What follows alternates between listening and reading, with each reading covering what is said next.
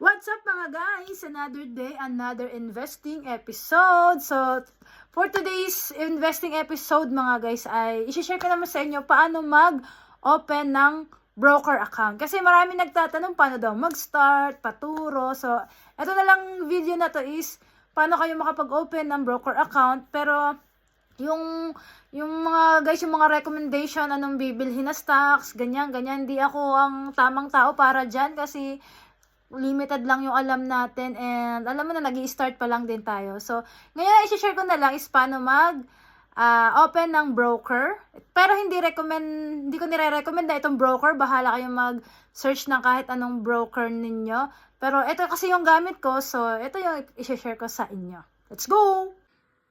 So, ito mga guys, i-share ko na or ipapakita ko na sa inyo kung paano tayo mag-open ng broker account gamit yun itong Call Financial. Ito lang kasi yung aking broker, kaya ito lang yung mai-share ko.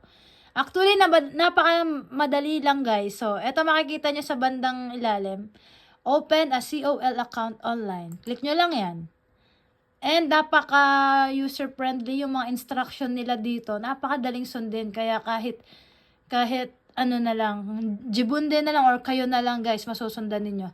Nandito na rin lahat, yung requirements na kailangan nyo, yung pagsa-sign up, yung kung paano kayo magfa-fund kapag nakapag-open na kayo ng account, kapag over-the-counter yung funding, kung overseas remittance, so andito na lahat.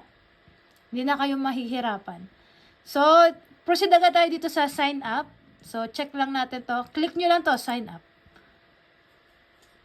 Yan. And then, i-redirect kayo dito. Ayan. So, get started. Click nyo lang yan.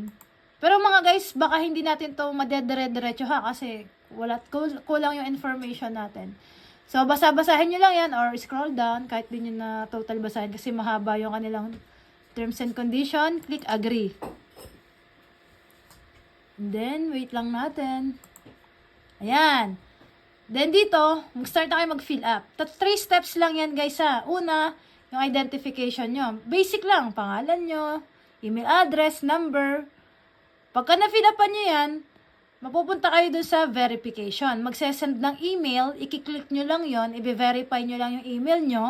And then, magsesend din siya ng OTP gamit yung number na nilagay nyo dito. So, once na maibigay ninyo yon, papoproceed na kayo dito sa fill out form.